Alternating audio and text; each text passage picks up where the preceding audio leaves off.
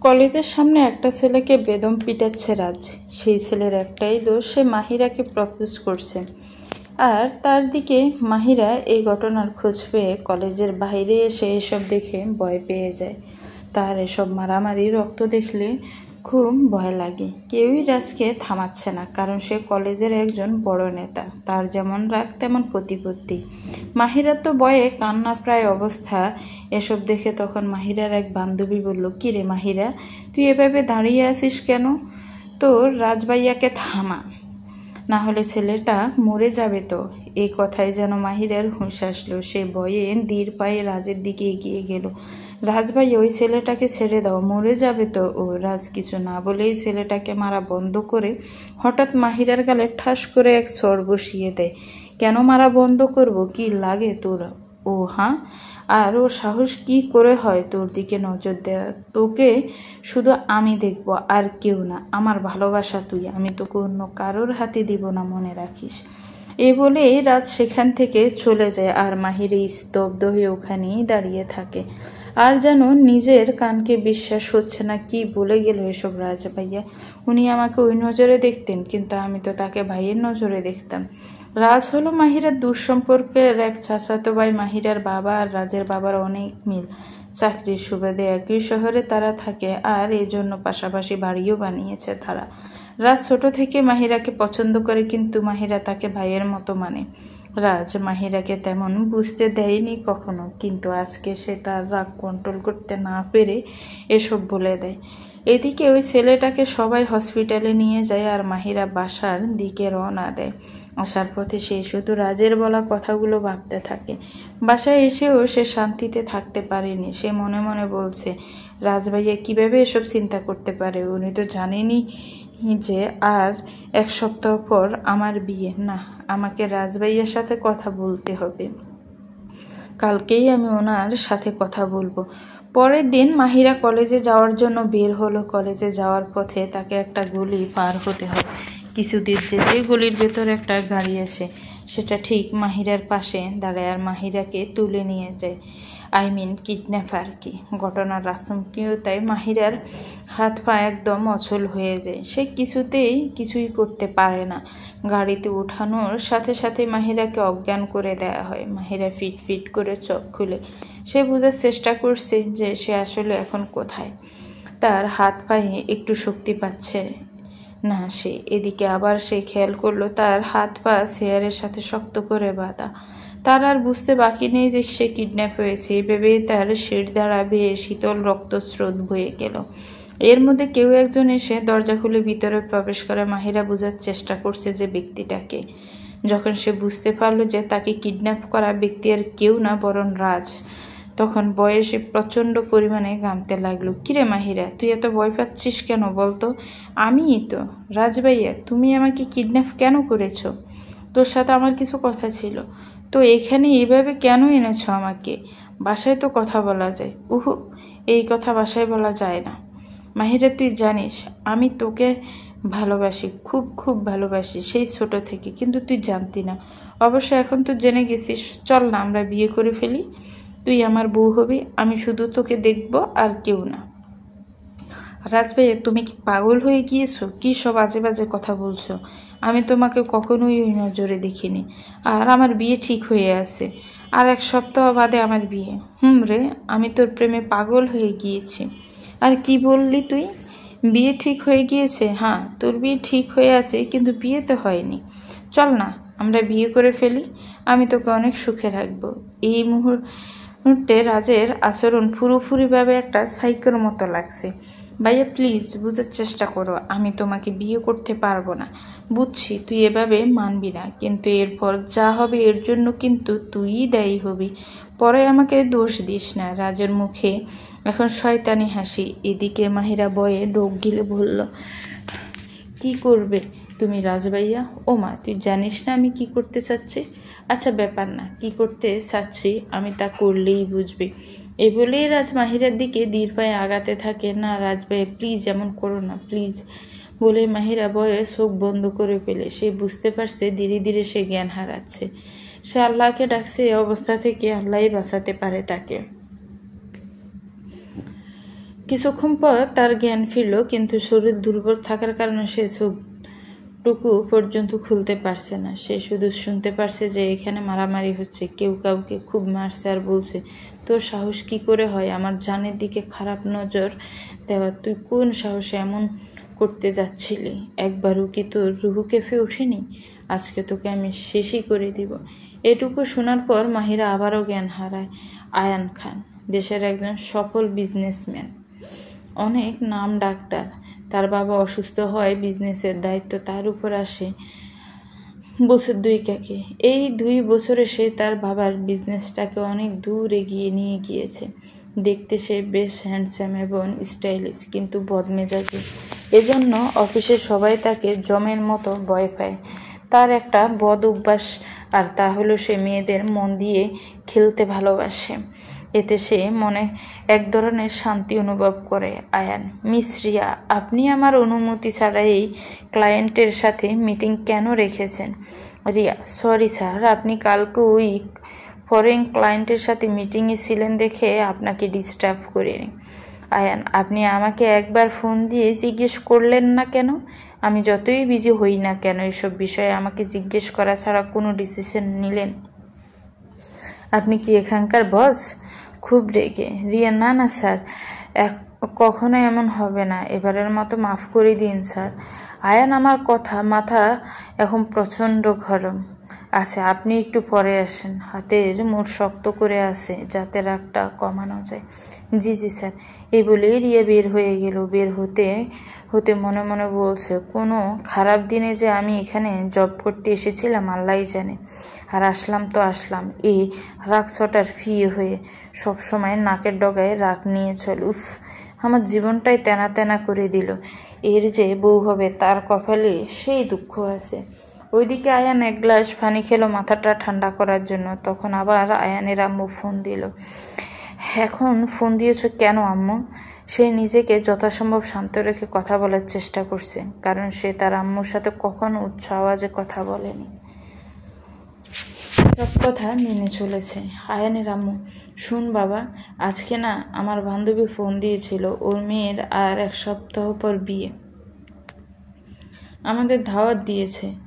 আম্মু প্লিজ, এসব বিয়ে শাদিতে আমি যেতে পারবো না, আর এমনি আমি এখন অনেক বিজি, ওসব উল্টোপাল্টা জায়গায় যাওয়ার বিন্দুমাত্র ইচ্ছে আমার নেই, তুমি যেও। কিন্তু বাবা, দাওয়াত দিয়ে, এ বলে আয়ান ফোন কেটে দেয়। আর এদিকে মাহিরার জ্ঞান ফিরলে সে নিজেকে হসপিটালে আবিষ্কার করে। সে পাশে তাকিয়ে দেখে যে তার আম্মু বসে কাঁদছে, আর ওর আব্বু নীরব ওর দিকে চেয়ে আছে। এদিকে আবার সে তার বান্ধবী সীমাকে দেখে। মাহিরার চোখে মুখে এখন হাজারো প্রশ্ন। সেটা মনে হয় সীমা বুঝতে পেরেছে। সে বলল, চিন্তা করিস না, তুই আল্লাহর রহমতে ঠিক আছিস, কেউ তোর কিছুই করতে পারেনি। কিন্তু আমি এখানে পৌঁছালাম কিভাবে? সকালে যখন তুই কলেজে আসিস নি তখন আমি একটু টেনশনেই ছিলাম, কারণ তুই খুব দরকার ছাড়া কখনো কলেজ বাদ দিসনি, আর দিলেও আমাকে বলে রাখতে। কিন্তু আজকে যখন তুই আমাকে ফোনও দিসনি, তখন আমি আন্টিকে ফোন দিই, জানতে পারি যে তুই বাসায় নেই। এরপর তো আমি ভয়ে ঘামতে থাকি, তোর কি হলো এই টেনশন? আমরা তোকে অনেক খুঁজছিলাম। পরে একটা আননোন নাম্বার থেকে ফোন আসে। উনি বললো যে তুই বলে রাজভাইয়াদের গোডাউনে, রাজভাইয়া তোকে কিডন্যাপ করেছে জানালেন উনি। তারপর আমি আঙ্কেলকে নিয়ে পুলিশ সহ সেখানে যাই। গিয়ে দেখলাম যে তুই অজ্ঞান হয়ে আছিস, আর রাজভাইয়া রক্তাক্ত অবস্থায় পড়ে আছে। পরে তোদের 2 জনকে হসপিটালে নিয়ে আসা হয়। রাজভাইয়া সুস্থ হলে পুলিশ অ্যারেস্ট করবে। এসব শুনে মাহিরা কান্না করে দিল। তার শুধু ওই খারাপ মুহূর্তের কথা মনে পড়ছে। সে এখন এক প্রকার শোকে আছে। সে কেন জানি ভালোভাবে কথা বলতে পারছে না। একদিন পর মাহিরাকে হসপিটাল থেকে ডিসচার্জ করে দেয় ডাক্তাররা, কিন্তু রাজ এখনও হসপিটালে আছে। এদিকে মাহিরাকে নিয়ে বাসার উদ্দেশ্যে রওনা দেয় তার আব্বু আম্মু, কিন্তু আসার পথে সে প্রতিবেশীদের কাছে নানা রকম কথা শুনে। এই মেয়ে এমন ছিল, জানতাম না। ছি, আরে মেয়ে কেমন দেখি, পরিবারের কথাও চিন্তা করেনি একবারও। আর কয়দিন পর যার বিয়ে, সে এখন পাশের বাসার আশিকের সাথে ঘুরে বেড়ায়। না, বেড়ায় বললে ভুল হবে, পালিয়ে গিয়েছিল তো, তাই না? মনে হয় রাজের শখ মিটে গেছে, তাই ছেড়ে দিয়েছে। এসব শুনে মাহিরার বাবা তেড়ে যেতে লাগলো, কিন্তু মাহিরা তার বাবাকে আটকালো, কারণ সে চাচ্ছে না যে এখন কোনো প্রকার ঝগড়া লাগুক। আর এদেরকে হাজার বলেও লাভ নেই, এদের বলার কথায় এরা ভুলবে। এ ধরনের মানুষ সমাজে মেয়েদের বাঁচা মুশকিল করে দেয়। মেয়েদের একটু থেকে একটু ভুল এরা অনেক বড় করে বানায় নেয়। মাহিরা চুপচাপ তার রুমে বসে আছে, তার কিছুই ভালো লাগছে না, না চাইতেও বারবার বাইরের মানুষের কথাগুলো কানে বাজছে। এর মধ্যে রাজের বাবা আর মাহিরার রুমে আসলো। তারা অনেক ভালো মনের মানুষ। তার এখন চিন্তা করছে যে তারা কি বলে মেয়েকে সান্ত্বনা দিবেন। রাজার মা বলে উঠলেন, দেখো মা, সব ভুলে যাওয়ার চেষ্টা করো, জানি একটু কষ্ট হবে, কিন্তু হাল ছাড়িস না। আমার ছেলে যা করেছে তাতে আমাদের সম্মান একদম মাটিতে মিশে গেছে। রাজের বাবা বলল, পারলে আমাদের ক্ষমা করে দিস। রাজ যা করেছে তার জন্য আমি ওকে কোনোদিনও মাফ করব না। মাহিরা কান্না ভরা দৃষ্টিতে তাকালো। মনে হয় আর কিছুক্ষণ পরই সে কেঁদে দিবে। সে কিছুই বলতে পারলো না। আর এর মধ্যে মাহিরার বাবা এসে গেল। তিনি রাজের বাবা মাকে সাথে করে নিয়ে গেল কথা বলার জন্য। আমি ভাবছি যে ছেলেপক্ষকে এই ঘটনার কথা জানিয়ে দিই। আরে না, কি পাগলের মতো কথা বলছিস? সেসব জানালে বিয়ে ভেঙে যাওয়ার সম্ভাবনা আছে। তার চেয়ে বরং বিয়ের পরে জানিস। আর ছেলে তো অনেক ভালো, সে এই সিচুয়েশনটা বুঝবে। আর আমাদের মাহিরা তো পবিত্র আছে, তাই কোনো সমস্যা নেই। তা ঠিক বলেছিস, ছেলে বুঝবে এমন অবস্থা। আমাদের এখন বরং বিয়ের সব দেখা উচিত। আর মাহিরার আম্মু আর তোর বউ মাহিরার পাশেই থাকুক। এই দুইজনের সংস্পর্শ মাহিরা ঠিক হয়ে যাবে আজ ইনশাল্লাহ। মাহিরার বিয়ে। দেখতে দেখতে 1 সপ্তাহ কেটে গিয়েছে। এখন সে শারীরিক আর মানসিকভাবে বেশ সুস্থ। সবই সম্ভব হয়েছে তার আম্মু আর চাচির জন্য, মানে রাজের আম্মুর জন্য। এই দুজন মানুষ শত ব্যস্ততার মধ্যেও মাহিরাকে সময় দিয়েছে। আবার এর মধ্যে আরিফের সাথেও কথা হয়েছে তার। অবশ্য আরিফ এ বিষয়ে কিছুই জানে না। আরিফ হলো মাহিরার হবু বর। এই একটা সপ্তাহ মাহিরা বাসা থেকে বের হয়নি, কারণ আশেপাশের মানুষের কটু কথা সে সহ্য করতে পারত না। যদিও সব কথা হতো বানোয়াট। এমন মুহূর্তে একটা মেয়ে চায় যে তার পরিবার আর আশেপাশের মানুষ তাকে এই খারাপ সময় থেকে বের হতে সাহায্য করুক। কিন্তু মানুষ আসলে এমন না। তারা অনেকটা নিষ্ঠুর প্রকৃতির হয়। মাহিরা নিজেকে সামলে নিলেও আজকে তার জীবনে যে বড় একটা ঝড় আসবে তা হয়তো সে কল্পনাও করেনি। বিয়ের সব সাজানো গোছানো শেষ। এখন শুধু বরপক্ষ আসার পালা। মাহিরাকে তার বান্ধবীরা মিলে সাজাচ্ছে। আর হাসিমজা করছে। তাকে দেখতে আজকে অনেক সুন্দর লাগছে। মাহিরার এক বান্ধবী বলল, মাশাল্লাহ, আজকে তোকে যা লাগছে না। কি আর বলবো, দুলাভাই তো হাফ পাগলই হয়ে যাবে। হুম, ঠিক বলছিস তুই। আজকে আমাদের মাহিরাকে কোনো অপ্সরীর চেয়ে কম লাগছে না। এরই মধ্যে বাইরের সবাই বলাবলি করছে, বর এসে গেছে, বর এসে গেছে। মাহিরা এই কথা শুনে লজ্জায় লাল হয়ে গিয়েছে। আসিফকে কিছু কার্যক্রম শেষে বর আসনে বসানো হয়েছে। আসিফের ফুফু আবার মাহিরার মায়ের সাথে কিছু জরুরি কথা বলার জন্য ওই দিকটায় যাচ্ছিল। তখন কিছু মহিলার ফিসফাসানি কথা শুনে থেমে গেল। তারা মাহিরাকে নিয়ে কথা বলছে। মাহিরার কপাল আছে বলতে হয়। এত কিছু হওয়ার পরও যে বিয়ে হচ্ছে তাই কত। আমি ভাবছি এসব শোনার পরও তারা এমন মেয়েকে কিভাবে বাড়ির বউ বানায়। এসব কথা শুনে আসিফের ফুফু তার সন্দেহ দূর করার জন্য উনাদের কাছ থেকে সব ঘটনা শুনল। সব শুনে তিনি তো রেগে আগুন। ফুফুহারে কই সব, দেখো দেখি এনাদের কাণ্ড, আমাদের কত বড় ধোকাটাই না দিল। এসব শুনে আসিফের মা বলছে, কি হলো আপা, কি করেছেন এনারা? ফুফু কি আর করবে, এদের নষ্টা মেয়েকে আমাদের আসিফের গলায় ঝুলাতে চাচ্ছিল। এসব শুনে মাহিরার আব্বু, আম্মু, চাচা, চাচি, যে যার কাজ রেখে চলে আসে। মাহিরার আব্বু কি বলছেন, কি এসব আপনি? ফুফু ভুল কি বলেছি শুনি, আপনার মেয়ে কি তার পুরনো আশিক রাজের সাথে পালিয়ে গিয়েছিল না? রাজের আব্বু কি সব ভুলভাল বকছেন আপনি? মাহিরা খুব ভদ্র মেয়ে, সে রাজের সাথে পালায়নি, রাজ জোর করে তুলে নিয়ে গিয়েছিল। ফুফু হুম, তা তো বলবেনি। আর হসপিটালেই বা কেন ছিল মেয়ে? কি সব অকর্ম করে এসেছিল সে? মাহিরার আম্মু মুখ সামলে কথা বলুন। কি বলছেন একবার ভেবে নিয়ে বলুন।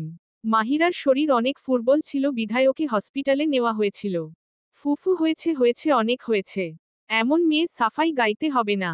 এতক্ষণ সবার চিৎকার চেঁচামেচি শুনছিল মাহিরা। কিন্তু কিছুই বুঝতে পারছিল না সে। তাই রুমের বাইরে বের হলো সে। তাকে দেখেই আসিফের ফুফু বলে উঠল, আসুন আসুন, আপনারই কমতি ছিল। তা তোমার আশিকের সাথে কতদিনের সম্পর্ক ছিল? সম্পর্কের গভীরতা কেমন ছিল? এসব কথা মাহিরার মাথার উপর দিয়ে যাচ্ছে। সে কিছুই বুঝতে পারছে না। মাহিরার আম্মু, কি সব বলছেন আপনি? সীমা অতিক্রম করে ফেলছেন আপনি কিন্তু। আপনার সাথে ভালোভাবে কথা বলছি, তার মানে এই না যে আপনি আমাদের মেয়েকে এসব উল্টা পাল্টা কথা জিজ্ঞাসা করবেন। ফুফুহারি রাখেন আপনার কথার সীমা। একে তো ভুল নিজেরা করবে আর চুপ হতে বলবে আমাদের। আরে সবাই চল এখান থেকে। এমন নষ্টা মেয়েকে ঘরে তুলতে নেই। আমাদের আসিফের জীবন নষ্ট করার ধান্দায় ছিল এরা। মাহিরা এসব কথা শুনে স্তব্ধ। শেষ পর্যন্ত তাকে এই শব্দটা শুনতে হলো।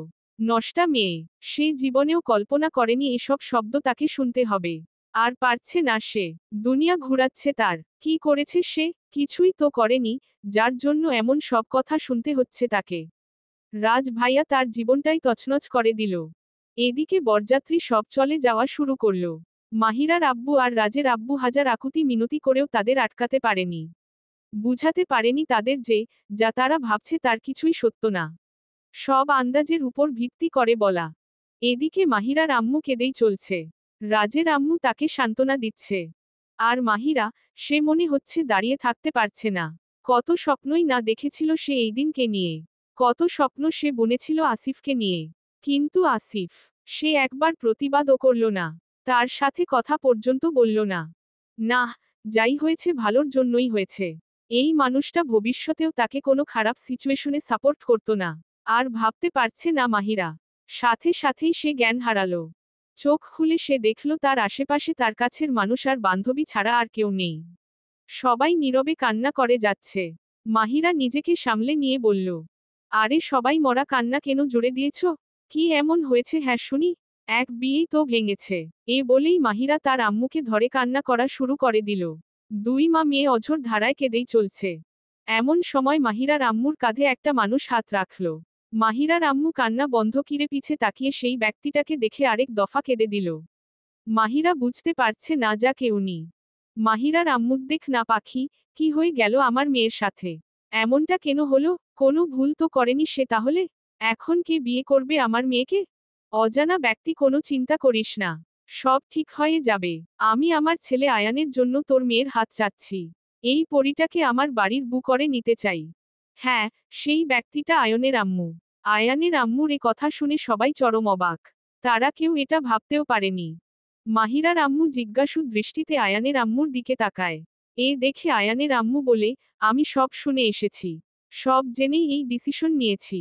আর আমি জানি তোর মেয়ে কখনো খারাপ কিছু করবে না। তাই আর দেরি না করে সব রেডি কর আবার। মাহিরাকে আবারও সাজিয়ে দে। আর আমি আয়ানকে ফ্যান করি। মাহিরার আম্মু মাহিরার বান্ধবীদের ওকে সাজানোর জন্য বলে গেল। আর এদিকে আয়ানের আম্মু আয়ানকে ফোন দিচ্ছে। আয়ান কিছুক্ষণ পর ফোন রিসিভ করল। আয়ানও, কি হয়েছে আম্মু, এখন কেন ফোন দিয়েছ? আমি একটা মিটিং এ আছি। আয়ানের আম্মু, রাখ তোর মিটিং। খুব জরুরি একটা কাজ আছে। এখনই এই ঠিকানায় চলে আয়। তারপর তিনি ঠিকানা বললেন। আয়ানও, কিন্তু আম্মু। আয়ানের আম্মু, কোনে কিন্তু না, তাড়াতাড়ি রওনা দে। আয়ানও, আচ্ছা। আধ ঘন্টার মধ্যে আয়ান মাহিরাদের বাড়িতে পৌঁছালো। বিয়ে বাড়ি দেখে সে মনে মনে বলছে, এখানে আবার এত ইম্পর্ট্যান্ট কি কাজ আছে? কিছুক্ষণ সে তার মাকে খুঁজল। তার মাকে দেখতে পেয়েই সে প্রশ্ন করে বসল, এখানে এত কিসের কাজ যে আমার মিটিং বাদ দিয়ে আসতে বললে? তার আম্মু সোজা জবাব দিয়ে দিল, এ বাড়ির মেয়েকে তোর বিয়ে করতে হবে। এই শুনে আয়ান মিনে হয় আকাশ থেকে পড়ল। কি বলছো এসব আম্মু? পাগল হয়ে গেলে নাকি? না, আমি ঠিক আছি। আমি আর কোনো কথা শুনবে না। তুই বিয়ে করবি মানে করবি। এরপর আয়ানকে আর কিছু না বলার সুযোগ না দিয়ে তার আম্মু সেখান থেকে চলে আসে। এই দিকে আয়ান নিজের রাগ কন্ট্রোল করতে না পেরে পাশে থাকা চেয়ারে সজোরে লাথি দিল। শেষে কিনা আম্মু আমাকে কোথাকার কোন মেয়ের সাথে বিয়ে দিয়ে দিচ্ছে। আমার মনের কথা একবার জানারও ট্রাই করলো না আম্মু।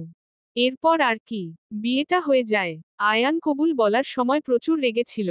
কবুল বলতে গিয়ে রগে তার হাত পা কাঁপছিল।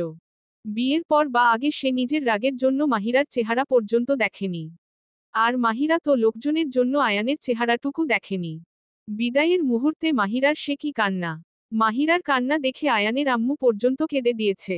আর আয়ান, তার তো ইচ্ছা করছে মাহিরাকে ধরে ঠাস করে একটা চর বসাতে। এত কান্নার কি হলো সে বুঝতে পারছে না। এমনিতে তার লাইফটা তো এই মেয়েটা নষ্ট করে দিল। মাহিরা গাড়িতে উঠে খেয়ালে ডুবে আছে। সে ভাবছে কেমন এক পরিস্থিতিতে বিয়েটা হলো। এই লোকটা কি তাকে স্ত্রী হিসেবে আদৌ মানবে? কি হবে এই বিয়ের ভবিষ্যৎ? কোন এক অজানা ভবিষ্যতের দিকে সে পা বাড়াচ্ছে? আল্লাহই জানেন সব। মাহিরা তার বান্ধবীদের কাছে শুনেছিল যে বাসর ঘরে নাকি স্বামী তার স্ত্রীকে উপহার স্বরূপ কিছু দেয়। কিন্তু এমন অপমানজনক কিছু যে দিবে তা ভাবতেও পারেনি। এটা ঠিক যে বিয়ে স্বাভাবিক পরিস্থিতিতে হয়নি। আর আয়ানকে মন থেকে স্বামী মানতে তার বেশ কিছুদিন লাগবে। কিন্তু সে তো কোনো উপহার চায়নি। তাহলে দিল কেন? এত অপমানই বা করল কেন? প্রশ্ন চিহ্ন। এসব ভাবছে আর কান্না করছে মাহিরা। আফসোস তাকে সান্ত্বনা দেওয়ার মতো কেউ নেই। এ বাড়িতে সম্পূর্ণ একা সে।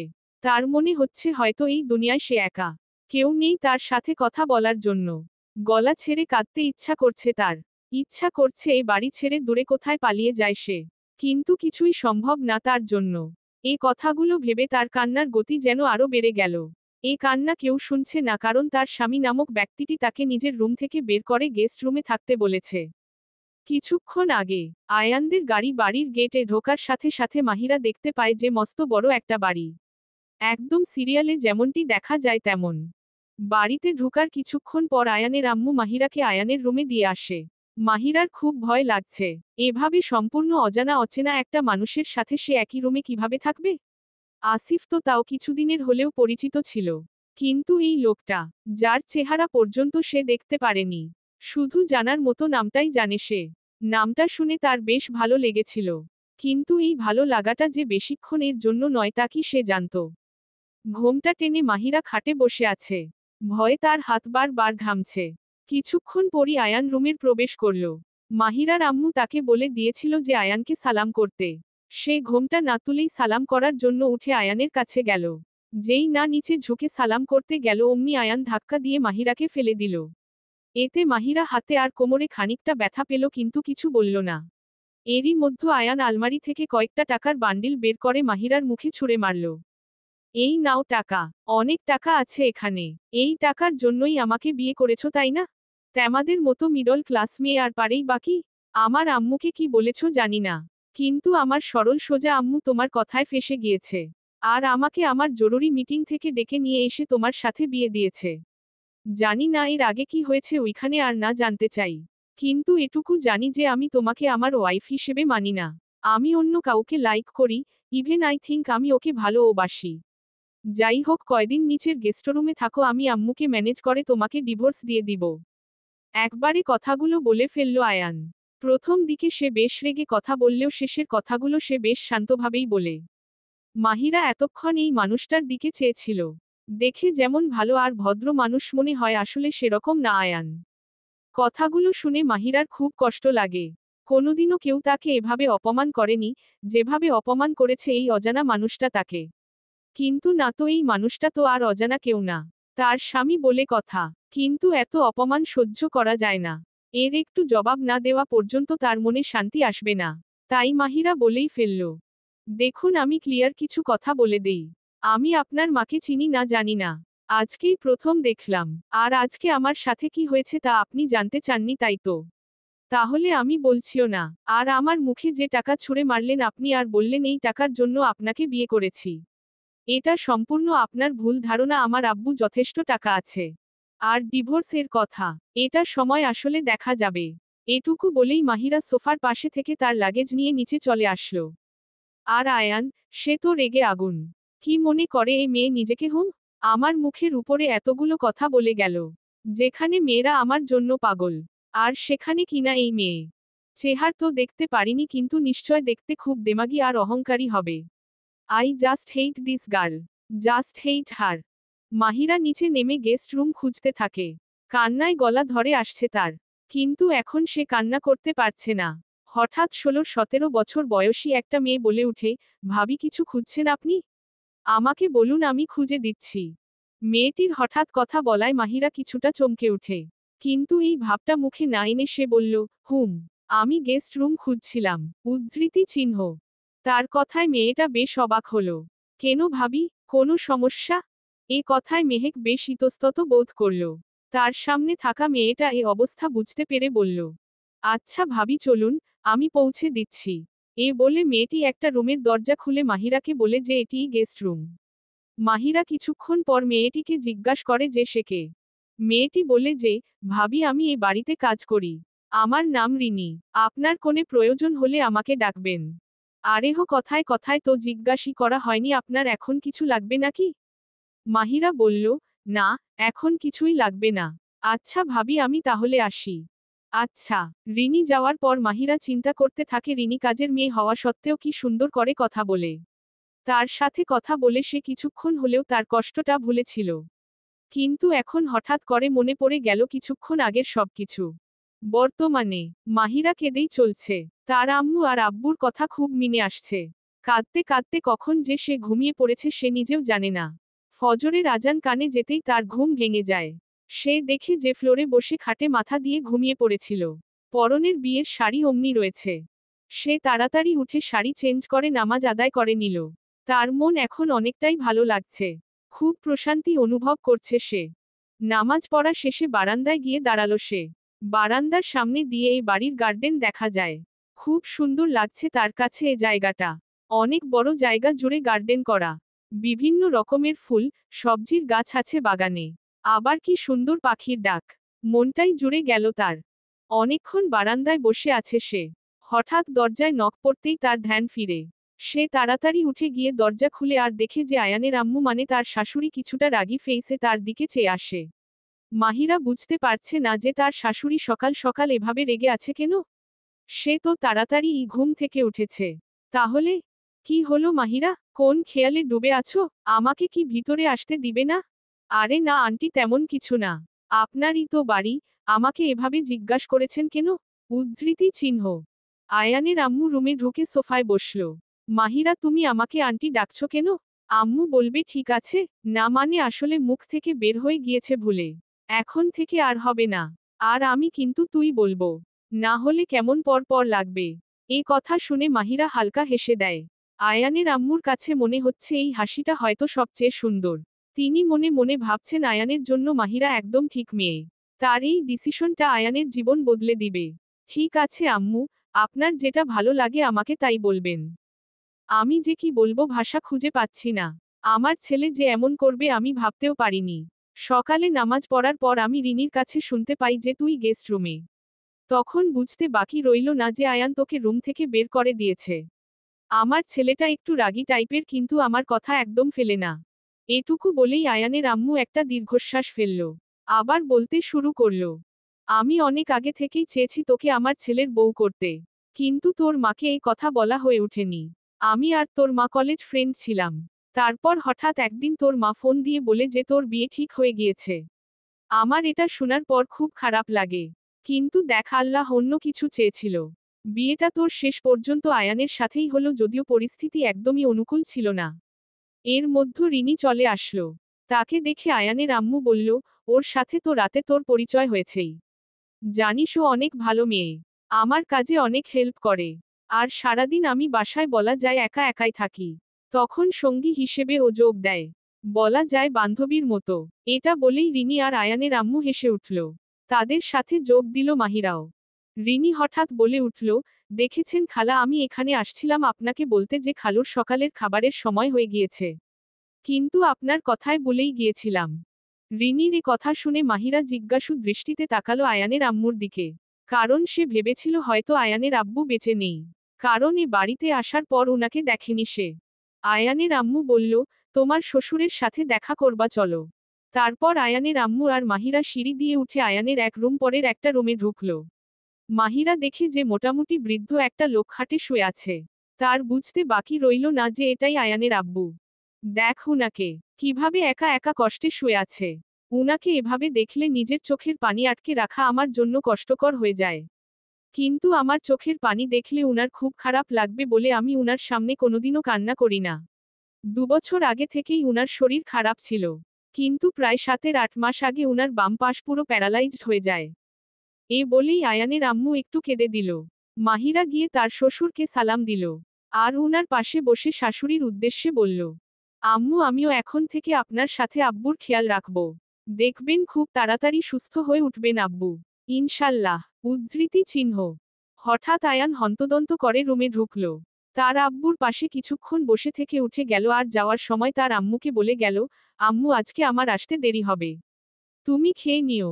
কালকের যে মিটিং ইনকমপ্লিট ছিল সেটা আজকে করব আর ডিনারও ক্লায়েন্টের সাথেই করব। আর তাড়াতাড়ি নিচে আসো।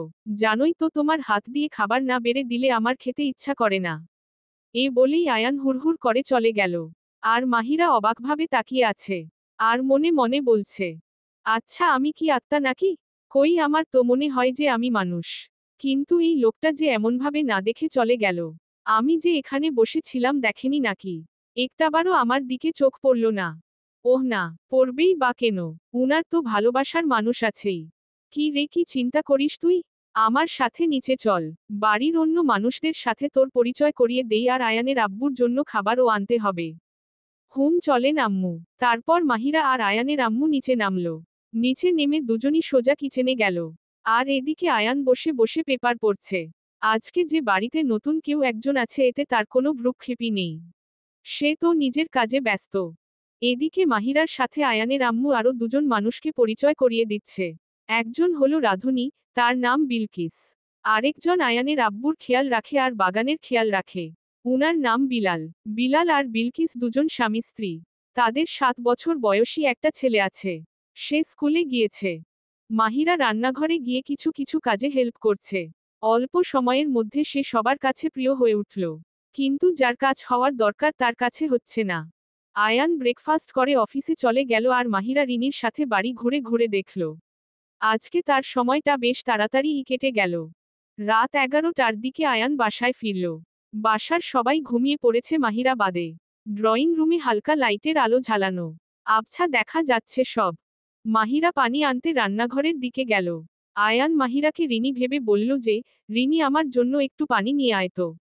খুবই পিপাসা পেয়েছে। মাহিরা বুঝতে পারল যে তাকে উদ্দেশ্য করে বলছে। সে মনে মনে বলল, হু হো, পানি তো দিতে মন চাচ্ছে না। কিন্তু কি আর করার, পানি চাইলে তো দিতেই হয় আর এত স্বয়ং আমার বরমশাই। মাহিরা পানি নিয়ে গেল। ওইদিকে আয়ান ফোনে তার ক্লায়েন্টের সাথে কথা বলছে। হঠাৎ সে দেখতে পেল শাড়ি পরহিতা একটা মেয়ে তার দিকে এগিয়ে আসছে। কিছুটা কাছে আসার পর দেখতে পায় যে খুব সুন্দর একটা মেয়ে এগিয়ে আসছে তার দিকে পানির গ্লাস নিয়ে।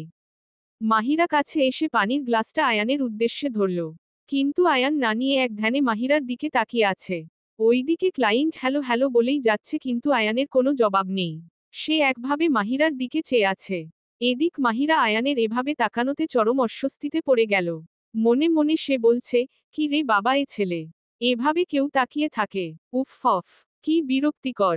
মানলাম যে আমি এনার ওয়াইফ কিন্তু তাই বলে এভাবে তাকিয়ে থাকবে নাকি? এমন আবছা আলোতেও দেখে কিভাবে? প্যাঁচা নাকি? এই যে, আপনি পানি চেয়েছিলেন। খাবেন না নাকি? এ কথা শুনে আয়ানের ধ্যান ফিরে। সে বলে, পানি দাও। আচ্ছা তোমাকে তো এর আগে দেখেনি, কে তুমি? আয়ান তার বিয়ের কথা বেমালুম ভুলে গিয়েছে। কারণ সে এই বিয়ের ব্যাপারটা পুরোপুরিভাবে ইগনোর করতে চাইছে। আয়ানের মুখে এই কথা শুনে মাহিরা কোনো জবাব না দিয়ে চলে আসে সেখান থেকে। আর মনে মনে বলে, বাহ বাহ, ভাগ্যগুণে এমন বর পেয়েছি। এমন বর কয়জনের কপালেই বা জোটে, যে তার নিজের ওয়াইফকেই জিজ্ঞাস করে কে তুমি? আরে ভুলাক্কার রে, আমি ছাড়া এই কয়দিনে আর কেই বা এসেছে এ বাড়িতে? দেখা গেল 2-3 বাচ্চার বাবা হয়ে গেল কিন্তু তারপরও দেখে বলছে, ওহে কে তুমি রমণী? ধ্যাতো, আধো আধো ঘুমটাই ভেঙে গেল আমার। মাহিরা রুমে এসে সাথে সাথেই শুয়ে পড়ল। আয়ানের একটু রাগ হলো কারণ মাহিরা তার কথার জবাব না দিয়েই চলে গিয়েছে। সে রুমে এসে ড্রেস চেঞ্জ করে শাওয়ার নিতে গেল। শাওয়ার নিয়ে এসে একটা লম্বা ঘুম দিল। এক ঘুমে রাত পার তার। ফজরের আজান শুনে ঘুম ভেঙে গেল মাহিরার। সে উঠে নামাজ পড়ে বারান্দায় গিয়ে বসল। এই জায়গাটায় বসলে তার মন এমনিই ভালো হয়ে যায়। দেখতে দেখতে সময় পার হয়ে গেল। 8টার দিকে মাহিরা রান্নাঘরে গিয়ে রিনি আর বিলকিসকে রান্নার কাজে সাহায্য করতে লাগল। কিছুক্ষণ পরে সে আয়ানের আব্বুর জন্য খাবার নিয়ে গেল। অতি যত্ন সহকারে সে তার শ্বশুরকে খাবার খাইয়ে দিচ্ছে। আর আয়ানের আম্মু ঘর গুছাচ্ছে আর দেখছে। খাবার খাওয়ানো শেষ হলে সে নিচে চলে আসে। এদিকে আয়ান খাবার খাচ্ছে আর ফোন টিপছে মনে অফিসের কাজ করছো আর কি। এর মধ্যে মাহিরা 2বার এসে কিছু খাবার রেখে চলে গিয়েছে। কিন্তু আয়ান একবারও দেখেনি। দেখবেই বাকি করে, সে তো ফোনে বিজি। এবার মাহিরা এসে আয়ানকে বলল, খাবার খাওয়ার সময় অ্যাটলিস্ট ফোনটা রাখুন। অফিসের কাজ কিছুক্ষণ পরে করলে কিছু ক্ষতি হয় না। এ বলেই মাহিরা চলে গেল। আয়ান বিরক্ত মুখে ফোনটা টেবিলের উপরে রাখল আর মাথা উঁচু করে চেয়ে দেখল যে এ কথাটা কে বলল। কিন্তু কাউকে দেখতে পেল না। আর ওইদিকে আয়ানের আম্মু সিঁড়ি দিয়ে নামার সময় এসব কিছু দেখল। তিনি মনে মনে বলছেন, এবার যদি ছেলেটা ঠিক হয়। আমি এতদিন বলেও খাবার সময় ফোনটা রাখাতে পারলাম না। আর মাহিরা একবার বলেই রেখে দিল। উদ্ধৃতি চিহ্ন। তিনি নিচে নেমে এসে আয়ানকে বলল, কি রে, কিছু খুঁজছিস? কই না তো, কিছুই খুঁজছি না। ওহ, আচ্ছা, আমি ভেবেছি কিছু খুঁজছিস। আয়ান ব্রেকফাস্ট করে কিছুক্ষণ পর অফিসে চলে গেল। মাহিরা, রিনি আর আয়ানের আম্মু সকালের নাস্তা করে গল্প জুড়ে দিল। গল্প করতে করতে তাদের সময়ের দিকে খেয়ালই ছিল না। রিনির কিছু কাজ মনে পড়ায় সে উঠে চলে গেল। তারপর আয়ানের আম্মু হঠাৎ মাহিরাকে প্রশ্ন করল, আমার ছেলেকে কি ভালো লাগে না তোর? তুই কি মন থেকে তাকে স্বামী হিসেবে মানিসনি? উনার এমন কথায় মাহিরা কিছুটা ইতস্তত বোধ করে। না আম্মু, এমন কিছু না। উনাকে আমার ভালো লাগে, কিন্তু উনার তো আমাকে ভালো লাগে না। দেখ মাহিরা, আমার ছেলেটা অনেক ভালো। যদিও একটু রাগী আর জেদি টাইপের, কিন্তু তোর ভালোবাসা ওকে ঠিক করে দিবে। আর আমার মনে হয় ও তোকে অনেক ভালোবাসবে। মাহিরা তাচ্ছিল্যের সুরে বলে, আর ভালোবাসা আম্মু, যে আমাকে এখন পর্যন্ত দেখেনি। আবার বিয়ের দিনই রুম থেকে বের করে দিয়েছে। আমি জানি ও হয়তো এখন একটু রেগে আছে, কিন্তু এ রাগ বেশি দিন থাকবে না। আর দেখ, বিয়ের সম্পর্কে স্বামী স্ত্রী দুজনের একজনকে একটু কম্প্রোমাইজ করতেই হয়। কিন্তু এটা না যে সবসময় স্ত্রীকেই কম্প্রোমাইজ করতে হবে। কিছু ক্ষেত্রে তাকে একটু মানিয়ে নিতে হয়। তোদের সম্পর্কে না হয় তুই আগে কম্প্রোমাইজ কর। আর স্বামী তো তোরই। তাই তোর ভালোবাসায় ওকে জড়িয়ে ফেলা তোরই দায়িত্ব। সবই মানলাম আম্মু, কিন্তু উনি কি আমায় আদৌ ভালোবাসবে? আমার মন বলছে ও তোকে অনেক ভালোবাসবে। দেখ, আমি চাই যে তোরা সুখী দম্পতি হ। এজন্য তোকে একটু তো কষ্ট করতেই হবে। হ্যাঁ আম্মু, আমিও চাই আমাদের হ্যাপি ফ্যামিলি হোক। আর আমি আমার তরফ থেকে যথেষ্ট চেষ্টা করব। ইনশাল্লাহ পারবো আমি। আমি জানি তুই পারবি। এ বলেই আয়ানের আম্মু মাহিরার কপালে আলতো করে চুমু দিয়ে চলে যায়। মাহিরা বসে বসে ভাবছে কি করে তার আর আয়ানের সম্পর্ক ঠিক করা যায়। আজকে মাহিরা আয়ানকে সারপ্রাইজ দিবে। সে ভেবেছে আয়ানের সাথে আজকে ক্যান্ডেল লাইট ডিনার করবে। সব আইডিয়া অবশ্য রিনির। সিরিয়াল দেখে দেখে এসব শিখেছে সে। আর মাহিরার কাছেও ভালো লাগে আইডিয়াটা। সে আয়ানের আম্মুর কাছে আয়ানের সব পছন্দের খাবার জেনে নিল। এরপর নিজ হাতে সব বানালো। এবার রুম সাজানোর পালা। মাহিরা লাল সাদা বেলুন দিয়ে খুব সুন্দর করে রুমটা সাজালো। সাথে আর্টিফিশিয়াল ফুল দিয়েও সাজালো। মাহিরার নিজের কাছেই এই রুমটা অনেক সুন্দর লাগছে। রুম সাজাতে সাজাতে মাহিরা দেখল টেবিলের উপরে একটা ডায়েরি রাখা। ডায়েরিটা কেন যেন তাকে খুব আকর্ষণ করছে। তার এই ডায়েরিটা পড়ার খুব ইচ্ছা জাগল। কিন্তু সে তার মনকে বুঝাচ্ছে যে অন্য জনের ডায়েরি পড়া উচিত না। কিন্তু আবার নিজেই নিজেকে বুঝাচ্ছে যে এটা তো তার বরেরই ডায়েরি। পড়লে সমস্যা কোথায়? এভাবে দোটানায় পড়ে সে কিছুক্ষণ পর ডায়েরিটা খুলল। মাঝের এক পেজ সে খুলল। সেখানে লিখা, তার চোখ দুটো অসম্ভব সুন্দর। ব্যাস, এটুকু পড়তে না পড়তেই রিনি এসে হাজির। মাহিরা এ দেখে তাড়াতাড়ি ডায়েরিটা যথাস্থানে রাখল। রিনি তো রুম দেখে অবাক। বাহ, ভাবি, সেই রকম সুন্দর লাগছে রুমটা। তুমি দেখো, আজকে আয়ান ভাইয়ের মন খুশিতে নাচবে। দেখা যাক কি হয়। উনি যে রাগী, কিছুই বলা যাচ্ছে না। মাহিরা হালকা লাল কালারের একটা শাড়ি পরল। চোখে গাঢ় কাজল আর ঠোঁটে লাল লিপস্টিক দিল। এই সাজেই তাকে অনেক সুন্দর লাগছে। এদিকে আয়ানের আজকে দিনটা খুবই খারাপ গিয়েছে। একটা ক্লায়েন্ট তাকে রিজেক্ট করেছে। এটা সে কোনোমতেই সহ্য করতে পারছে না। তারপর আবার আরেকজন ক্লায়েন্ট ডিল কনফার্ম করতেই 2 দিন লাগিয়ে দিয়েছে। সব মিলিয়ে তার আয়ানের মেজাজ আজ সপ্তম আসমানে। সেই সুযোগে আছে কারোর উপর তার রাগটা ঝাড়বে। আজকে আয়ানের মুড খারাপ থাকায় সন্ধ্যার দিকেই বাসায় চলে আসে। এদিকে মাহিরা রুমে ওয়েট করছে। আয়ান রুমে ঢোকার সময় দেখল লাইট অফ। সে লাইট জ্বালিয়েই অবাক। পুরো রুম বেলুন আর ফুল দিয়ে সাজানো। এসব দেখে আয়ানের মেজাজ এবার তুঙ্গে উঠে গেল। সে জোরে চিৎকার করে বলছে, কে করেছে এসব? কার এত বড় সাহস আমার রুমে এসব উল্টা পাল্টা জিনিস দিয়ে সাজানো? এদিকে মাহিরার ভয়ে অবস্থা শেষ। সে আয়ানের সামনে কিভাবে যাবে বুঝছে না। সে তো আয়ান আসার আগেই বারান্দায় লুকিয়েছিল। সে সাহস করে আয়ানের সামনে গেল আর বলল, আমি করেছি। আয়ান রেগে গিয়ে বলল, এই মেয়ে, তোমার সাহস তো কম না। তুমি আমাকে না জিজ্ঞাস করে কোন সাহসে আমার রুমের জিনিসপত্রে হাত দিয়েছ? কে বলেছে তোমাকে এসব করতে? বলো। চুপ করে আছো কেন? মাহিরা ভয় কাঁপা কাঁপা গলায় বলে, কেউ বলেনি। আমি নিজের ইচ্ছায় করেছি। তোমাকে এখানে কে নিজের ইচ্ছা দেখাতে বলেছে? কোন অধিকারে এসব করেছো এখানে হুম? জবাব দাও ডেমিট। স্ত্রীর অধিকারে করেছি আমি। বাহ, স্ত্রীর অধিকার। আমি কি তোমাকে সেই অধিকার দিয়েছি? এর মধ্যে আয়ানের আম্মু আর রিনি আয়ানের চিল্লানির আওয়াজে ছুটে চলে আসে আয়ানের রুমে। তারা দেখে আয়ান রীতিমতো মাহিরাকে ধমক দিচ্ছে। আয়ানের আম্মু কিছু বলতে যাবে তার আগেই মাহিরা বলে, আম্মু প্লিজ কিছু বলবেন না। এটা আমার প্রাপ্য ছিল। আমি যে কি মনে করে এসব করতে গিয়েছিলাম বুঝছি না। অযথা এসব করে কি লাভ যখন আমার স্বামী আমাকে স্ত্রী হিসেবে মানে না? কি লাভ এসব করে যখন তার মনে অন্য কেউ জায়গা করে নিয়েছে? বলেই মাহিরা নিজের রুমে চলে আসে। কথাগুলো বলার সময় কান্নায় তার গলা আটকে আসছিল। কিন্তু সেখানে সে কান্না করেনি। কারণ সে চায়নি সবাই জানুক সে ফুটবল। এখন সে অঝোর ধারায় কেঁদেই চলছে। আমি কেন এমন করলাম, এটা জানার পরও যে উনি আমাকে নিজের ওয়াইফ হিসেবেই মানে না। অপমানিত হওয়ার জন্য? না, অনেক হয়েছে। এমন অপমান সহ্য করা যায় না। আমি আর উনার সামনে যাব না। খুব দ্রুত উনাকে ডিভোর্স দিয়ে দিব। আমি আব্বুর সাথে কথা বলে এই বিষয়ে খুব দ্রুত ব্যবস্থা নিতে বলবো। সকালে আয়ান অফিসে চলে যাওয়ার পর মাহিরা তার শাশুড়ির রুমে যায়। উনি কাপড় গুছাচ্ছিলেন। মাহিরাকে দেখে এগিয়ে আসলেন উনি। উনাকে কিছু বলার সুযোগ না দিয়ে মাহিরা বলল, আম্মু আমি ডিভোর্স চাই। আমার পক্ষে এসব সহ্য করা সম্ভব না।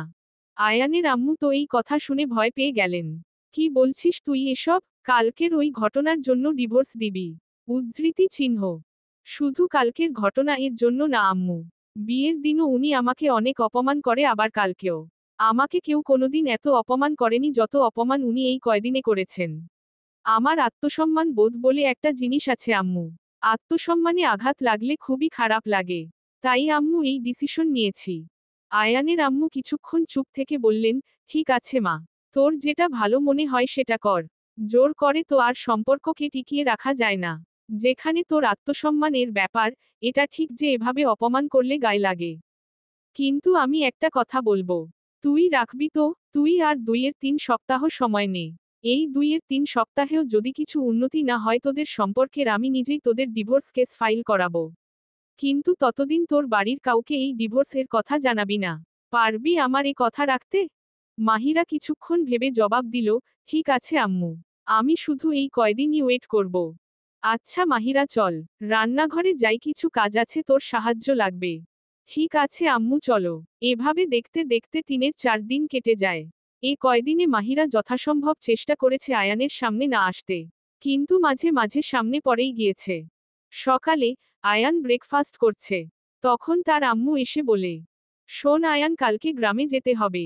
হঠাৎ কেন? নীরার বিয়ে ঠিক হয়ে গিয়েছে। কি? এত তাড়াতাড়ি? ছেলে কি করে? ফ্যামিলি কেমন? ছেলে ইঞ্জিনিয়ার। ফ্যামিলি ভালো অনেক। আর বিয়ে কিন্তু 3 দিন পরেই, তাই কালকেই রওনা হব। আর আমি আর তোর আব্বু 1 সপ্তাহের বেশি থাকব। তুই চলে আসিস। আচ্ছা ঠিক আছে। মাহিরাকে সাথে নিয়ে যাবে। সাথে রিনিও যাবে। কিন্তু আয়ান মাহিরার যাওয়ার ব্যাপারে কিছুই জানে না। মাহিরা প্রথমে যেতে রাজি হয়নি কিন্তু রিনি আর আয়ানের আম্মু জোর করাই রাজি হয়ে গিয়েছে। পরদিন সকাল, আয়ান গাড়ি ড্রাইভ করবে। সে ভেবেছে, শুধু রিনি আম্মু আর আব্বু যাবে। যাওয়ার সময় আয়ান মাহিরাকে দেখে কিছুটা অবাক হয় সাথে রাগও হয়। আয়ানের আম্মু মাহিরাকে সামনে বসতে বলে। কিন্তু সে রাজি হয় না। তারপর কিছুটা জোর করাই বসেই পড়ে আয়ানের পাশে। আর পিছনে রিনি, আয়ানের আব্বু, আম্মু বসেছে। আয়ানের আব্বু এখন আগের থেকে কিছুটা সুস্থ হয়েছে। উনাকে বাসায় রেখে যেতে আয়ানের আম্মুর মন মানছিল না। তাই উনাকে সাথে করেই বিয়ে বাড়িতে নিয়ে যাচ্ছে। যাওয়ার পথে আয়ান মাহিরার দিকে 2-1 বার তাকালেও মাহিরা আয়ানের দিকে তাকায়নি। তারা গ্রামে পৌঁছানোর সাথে সাথে সবাই এসে ঘিরে ধরে তাদের।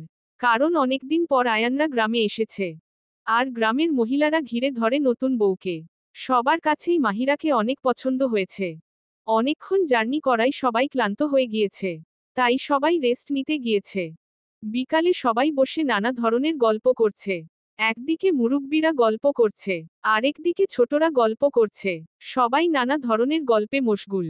একজন হঠাৎ আয়ানের আম্মুকে জিজ্ঞাসা করল, এভাবে হুটহাট বিয়ে কেন? আয়ানের আম্মু কায়দা করে বিষয়টাকে সম্পূর্ণ এড়িয়ে গেল। রাতে খাওয়া দাওয়ার পরে সবাই মিলে ডিসাইড করছে কে কি করবে, কে কি পরবে। এসব করতে করতে রাতের 2টা বেজে গেল। বিয়ে বাড়িতে অনেক মানুষ থাকায় সবাইকে গাদাগাদি করে ঘুমাতে হয়েছে।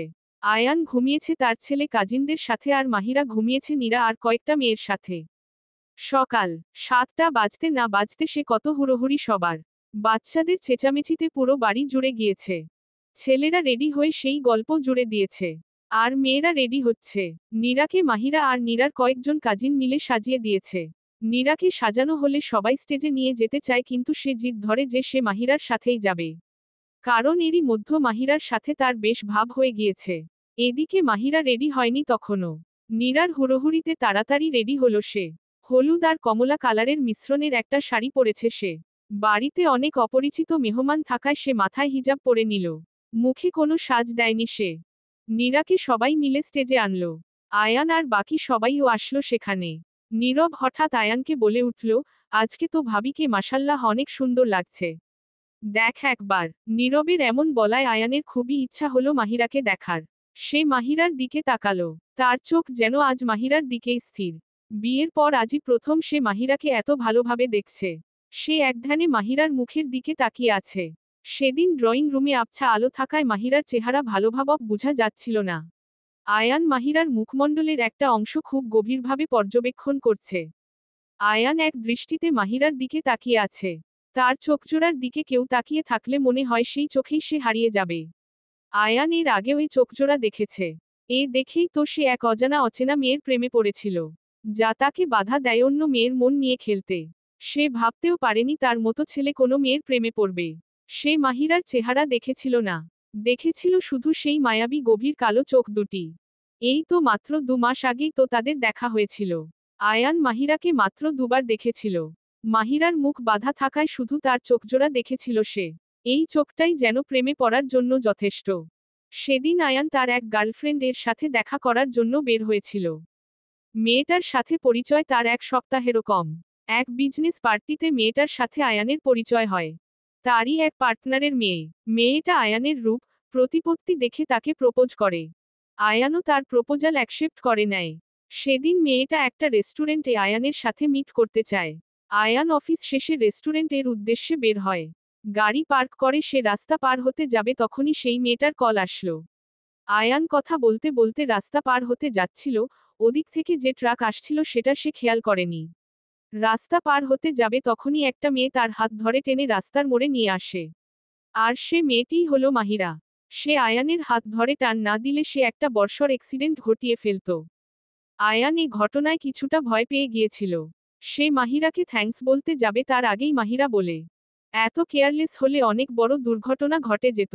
রাস্তা পার হওয়ার সময় অ্যাটলিস্ট ফোনে কথা বলবেন না। আয়ান তো মনে হয় অন্য এক জগতে চলে গিয়েছে।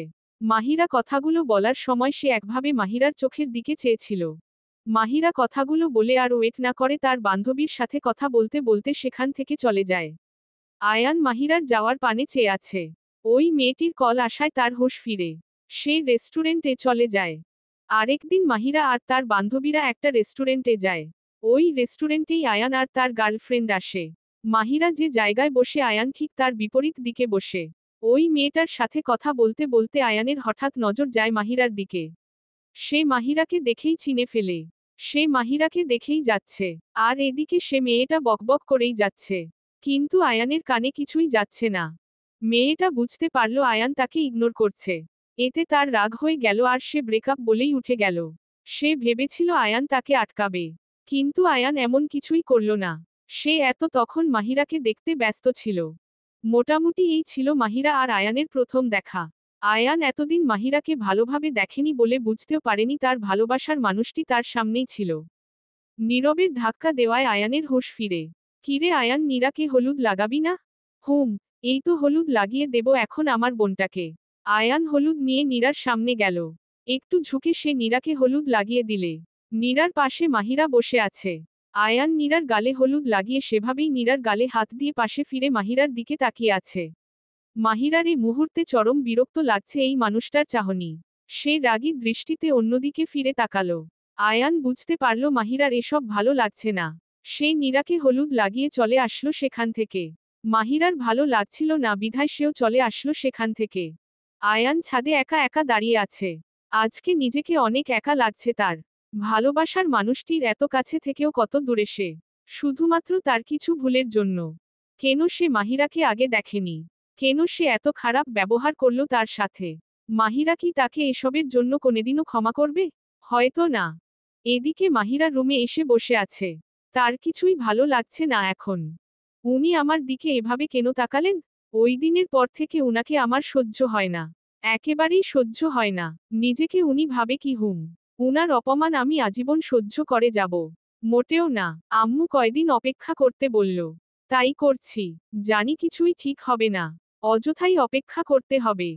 নীরার গায়ে হলুদের অনুষ্ঠান শেষ হয়ে গেল। নীরা রুমে এসে বসে রেস্ট নিচ্ছে। মাহিরা আম্মুর কাছে গিয়েছে কিছু কাজে। আয়ান নীরার রুমে নক করল। আসবো? আরে আয়ান ভাই, আসো আসো। এ আবার জিজ্ঞাসা করতে হয় নাকি? আমি আসলে কিছু কথা বলার জন্য এসেছিলাম তোর কাছে। বলো কি কথা? তোর তো মাহিরার সাথে বেশ মিল। ওকে কিছু কথা জিজ্ঞাসা করবি? কি কথা? আমি আসলে জানতে চাচ্ছিলাম যে, মাহিরার মনে আমার জন্য কোনো ফিলিংস আছে নাকি? ও মা, এ আবার কেমন কথা? তুমি ভাবির হাজবেন্ড, তো তোমার জন্য তো উনার মনে ফিলিংস থাকবেই। তুই যেমন সোজা ভাবছিস বিষয়টা মোটেও তেমন না। আমার মনে হয় ও আমাকে অনেক ঘৃণা করে। এরপর আয়ান নীরাকে সব ঘটনা বলে। ভাইয়া তুমি যা করেছ তাতে যে কোনো মেয়েরই আত্মসম্মানে লাগবে। এখন ভাবির মনে কি চলছে তা তো উনিই জানে। আমি উনাকে জিজ্ঞাস করে দেখবনে। ঠিক আছে রে, তাহলে আমি যাই এখন। যে কোনো সময় মাহিরা চলে আসতে পারে। আয়ান চলে যাওয়ার কিছুক্ষণ পরেই মাহিরা রুমে ঢুকল। ধীরে ধীরে ঘুমানোর জন্য সবাই রুমে আসতে লাগল। নীরা এত মানুষজন দেখে মাহিরাকে ছাদে নিয়ে গেল কথা বলার জন্য। কি ব্যাপার নীরা, আমাকে ছাদে আনলে কেন? আসলে ভাবি তোমার সাথে কিছু কথা ছিল। মনে আসলে তোমাকে কিছু জিজ্ঞাসা করার ছিল। উদ্ধৃতি চিহ্ন। বলো। আচ্ছা ভাবি তোমার আর আয়ান ভাইয়ার সম্পর্ক ঠিক আছে তো? মানে আসলে আমি তোমাদের একটাবারের জন্যও কথা বলতে দেখিনি। মাহিরা কিছুক্ষণ চুপ থেকে বলল। আসলে নীরা আমাদের মধ্যে কিছুই ঠিক নেই। আমাদের বিয়েটা স্বাভাবিক পরিস্থিতিতে হয়নি সেটা মানছি। কিন্তু তাই বলে উনি যে বারবার আমাকে অপমান করবেন সেটা মেনে নেওয়া যায় না। আর বড় কথা হলো উনি অন্য কাউকে ভালোবাসেন। তাই উনার কাছে আমার জন্য ভালোবাসা আশা করাটা নিতান্তই বোকামি। আর তাই আমি ডিসিশন নিয়েছি যে আমি উনাকে ডিভোর্স দিব।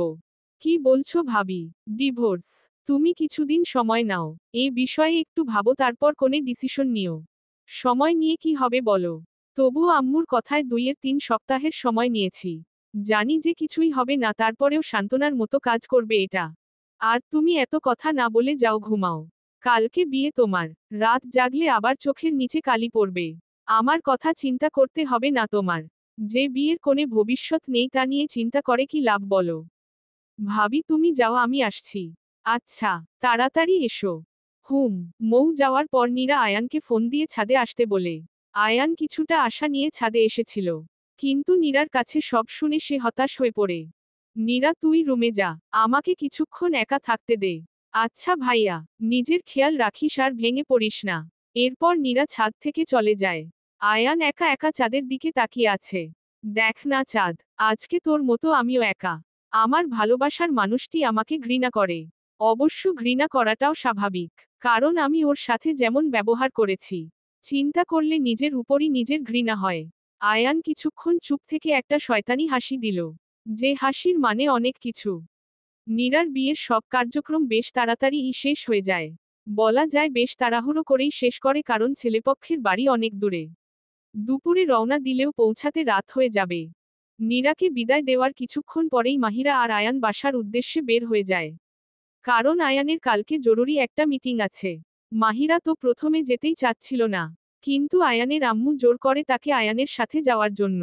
তাই মাহিরার অনিচ্ছা থাকা সত্ত্বেও সে আয়ানের সাথে যাওয়ার জন্য রাজি হয়ে যায়। আর আয়ান তো এতে বেশ খুশি। মনে মনে সে তার আম্মুকে অনেকবার থ্যাঙ্কস বলে। মাহিরা প্ল্যান করেছে যে সে পুরো জার্নি পথ ঘুমিয়ে কাটিয়ে দিবে।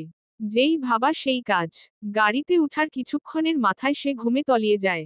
এদিকে আয়ানের তো মাহিরার ঘুম দেখে খুব রাগ লাগছে। ধ্যাতো, ভেবেছিলাম যে গাড়িতে কিছু কথাবার্তা বলবো। কিন্তু ইনি তো গভীর ঘুমে আছে। আচ্ছা সমস্যা নেই, এই সুযোগে একটু মন ভরে দেখতে তো পারবো আমার বউটাকে। এরপর আয়ান যখনই সুযোগ পাচ্ছে মাহিরার দিকে তাকাচ্ছে। মাহিরার তো কোনো হুঁশ নেই।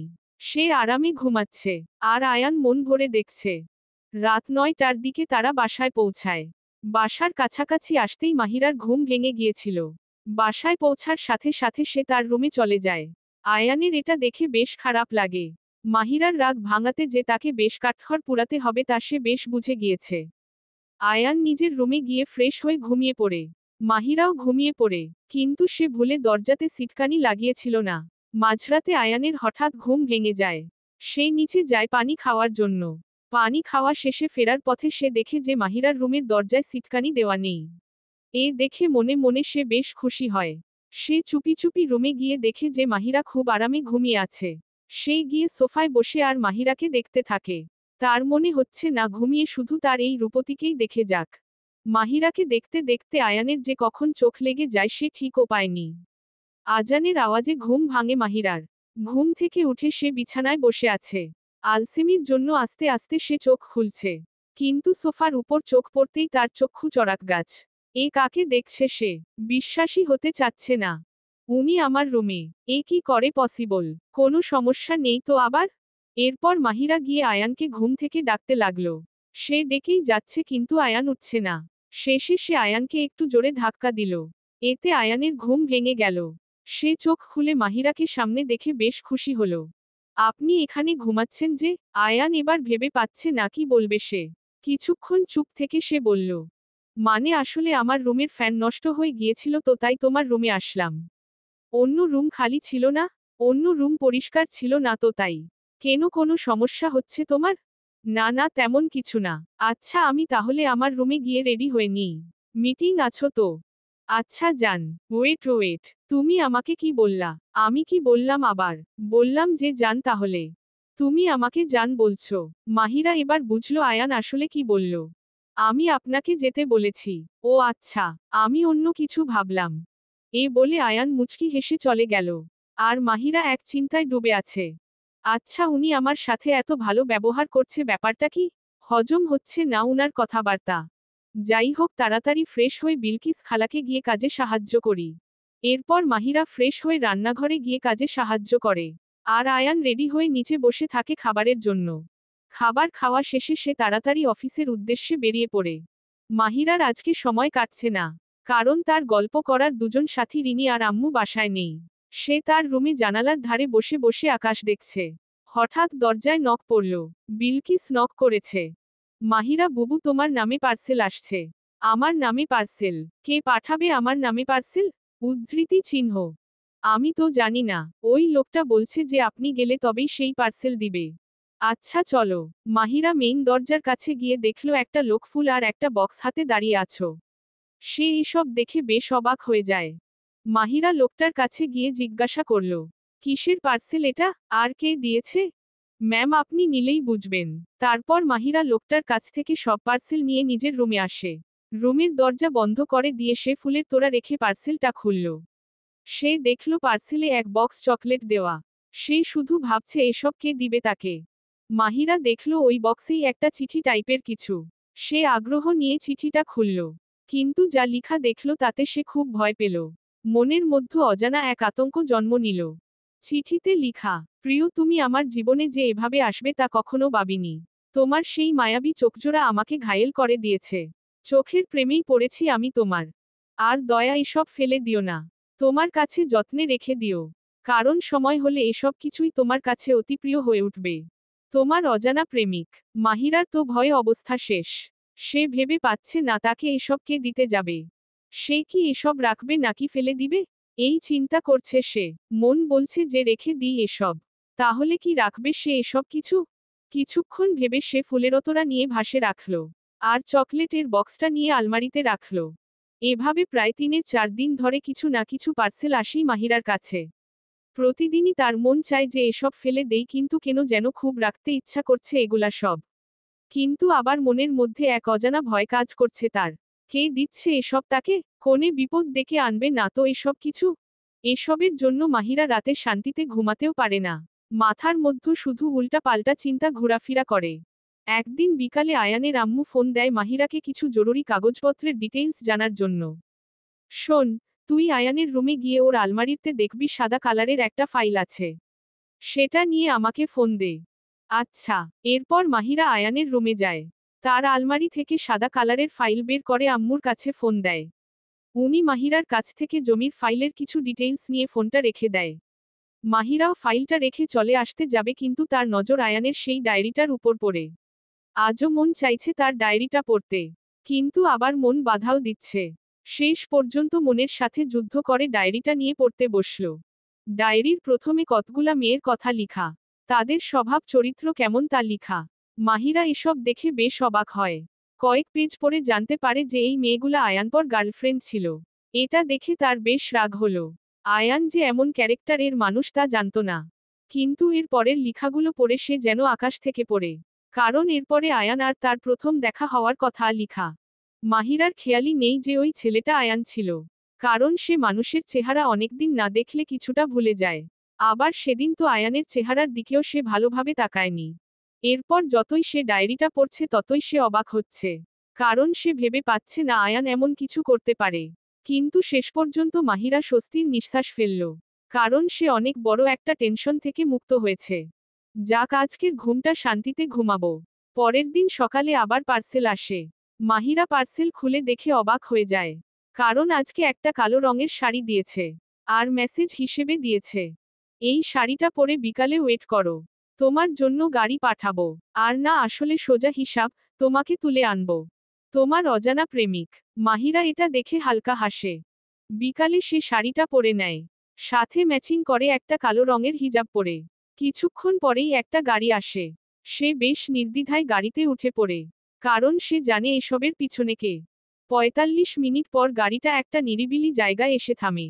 সে গাড়ি থেকে নেমে অবাক হয়ে যায় চারপাশ দেখে। জায়গাটা একটা নদীর পাড়ে। অসম্ভব সুন্দর করে জায়গাটা সাজানো হয়েছে, যা দেখলেই চোখ জুড়ে যায়। কিছু দূর আগানোর মাহিরা দেখতে পায় একজন নদীর দিকে মুখ করে দুহাত প্যান্টের পকেটে গুজে দাঁড়িয়ে আছে। মাহিরা আস্তে করে গিয়ে মানুষটাকে পিছনের থেকে জড়িয়ে ধরল। প্রথমে সেই মানুষটা ভয় পেয়ে গিয়েছিল খানিকটা। তারপর সে বুঝতে পেরে মাহিরার দিকে ফিরে। মানুষটা আর কেউ না, বরং আয়ান। আয়ানকে দেখে মাহিরা মুচকি হাসে। আয়ান তো বেশ অবাক হয়ে যায়। তুমি কিভাবে জানলে যে আমি এখানে? অন্য কেউ তো হতে পারত। আমি সব জানি মি।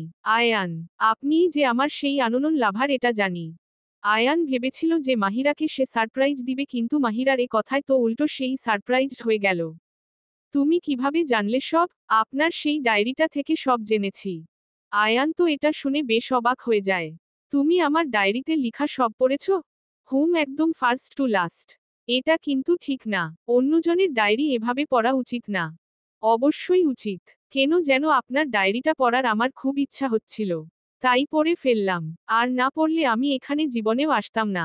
কারণ অপরিচিত কারোর কথা আমি কেন শুনব? ও ও, তাই বুঝি। এ বলেই আয়ান মাহিরাকে পিছনের থেকে জড়িয়ে ধরল। এতে মাহিরা খানিকটা কেঁপে উঠল। কারণ আজ প্রথম সে এভাবে আয়ানের ছোঁয়া পেয়েছে। আচ্ছা, আপনি তো আমাকে নীরার বিয়ের দিনই সব বলে দিতে পারতেন। বললেন না কেন? সারপ্রাইজ দেওয়ার জন্য। মানতে হবে আপনার সারপ্রাইজ দেওয়ার ধরনটা। উদ্ধৃতি চিহ্ন। হুম, দেখতে হবে না কার হাজবেন্ড আমি। এরপর দুজনেই হালকা হাসল। কিছুক্ষণ চুপ থেকে মাহিরা আয়ানকে প্রশ্ন করল, আচ্ছা, আপনি আমার আর রাজ ভাইয়ার খোঁজ পেয়েছিলেন কিভাবে? তোমাকে দ্বিতীয় দিন দেখার পর তোমার পিছু নেই, এভাবে তোমার বাড়ির খোঁজ পাই। নেক্সট দিনও আমি সেখানে যাই, কিন্তু তুমি ছিলে না। কিছুক্ষণ ওয়েট করার পর দেখি একটা মেয়ে বের হয় বাসা থেকে, তার কাছে জানতে পারি যে তুমি এখানে ঘুরতে এসেছিলে আর এটা তোমার খালামনির বাসা। এটা জেনে একটু কষ্ট লাগে। কারণ তোমার ঠিকানা পেয়েও পেলাম না আমি। পরে ওই মেয়েটার কাছ থেকে তোমার মোবাইল নম্বর নেই। প্রথমে তো সে দিতে চাচ্ছিল না। পরে অনেক রিকোয়েস্টের পর দিল। আবার আসার সময় আমার ফোন নাম্বার ও দিয়ে এসেছিলাম, এই জন্য যে যদি তুমি আবার আসো তাহলে আমাকে ফোন দিয়ে জানাতে। আমি বাসায় এসে তোমাকে অনেক ফোন দিলাম, কিন্তু তুমি ফোন ধরনি। এভাবে অনেকবার ট্রাই করি, বাট ফলাফল শূন্য। হঠাৎ একদিন মেয়েটা কল করে বলে যে তোমাকে খুঁজে পাওয়া যাচ্ছে না। এটা শুনে আমি নিজেকে আর স্থির রাখতে পারিনি। পরে আমার এক বন্ধুর সাহায্যে তোমার নাম্বার ট্রেস করে তোমার খোঁজ পাই। ওইখানে গিয়ে আনার এত রাগ উঠে গিয়েছিল যে আমি ওকে ইচ্ছামতো মারি। এভাবেই আমি রাজের আর তোমার খোঁজ পাই। মাহিরা চুপ হয়ে সব শুনছিল। কিছুক্ষণ পর আয়ান বলল, আমি তোমাকে অনেক ভালোবাসি। আমার করা সব অপমান ভুলে কি আমায় ভালোবাসতে পারবে না? মাহিরা মুচকি হেসে জবাব দিল, হ্যাঁ অবশ্যই। এরপর আয়ান আর মাহিরা নদীর ধারে দাঁড়িয়ে প্রকৃতির অপার সৌন্দর্য উপভোগ করে। সমাপ্ত।